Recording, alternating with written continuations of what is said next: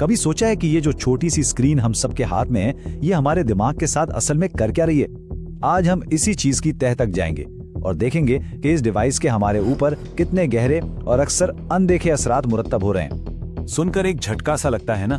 बस ये एक लाइन ही इस पूरे मसले की गहराई बताने के लिए काफी है और ये हमें सीधा आज की गुफ्तगू के मरकज में ले आती है।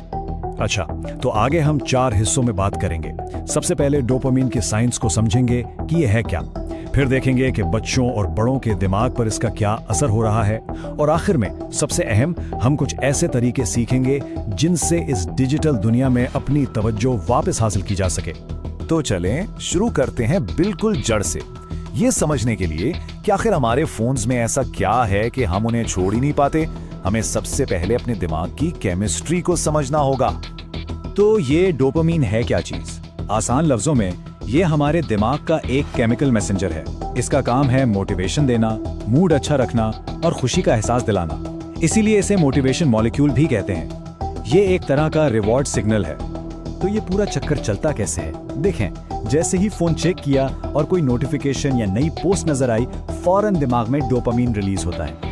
ये जो खुशी का एहसास मिलता है ना, ये इस आदत को और पक्का कर देता है और फिर दिमाग कहता है, वाह मजा आया, चलो एक बार और करते हैं, और यूं ये लूप चलता रहता है।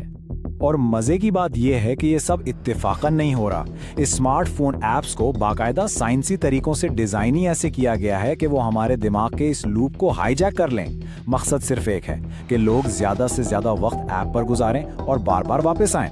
हर लाइक, हर कमेंट, हर स्वाइप, सब इसी गेम का हिस्सा है।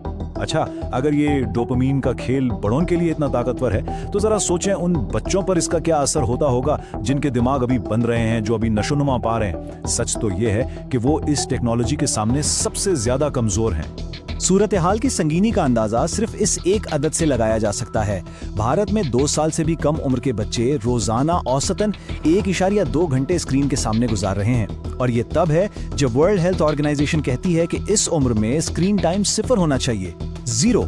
ये बहुत बड़ा और खतरनाक फर्क है और उसके नतायज वाकई बहुत परेशान कुन हो सकते हैं। बहुत ज्यादा स्क्रीन टाइम की वजह से बच्चों में ऐसी अलामात सामने आ रही हैं, जैसे लोगों से घुलने मिलने में दुश्वारी, बोलने में ताखीर, फैसला करने की सलाहियत का कमजोर होना और यहाँ तक के नजर की कमजोरी। ऐसी कहानियां अब आम होती जा रही हैं कि 5 साल का बच्चा ठीक से बोल नहीं पा रहा, और जब वजह तलाश की जाती है तो पता चलता है कि इसकी जड़ें स्क्रीन के बेतहाशा इस्तेमाल में हैं। और ये मसला सिर्फ दिन के वक्त का नहीं है। रात को स्क्रीन से निकलने वाली जो नीली रोशनी है, वो मेलेटोनिन यानी नींद लाने वाले हार्मोन को बनने से रोकती है, और रिसर्च ये बताती है कि बच्चों पर इसका असर बड़ों के मुकाबले में दुगना होता है।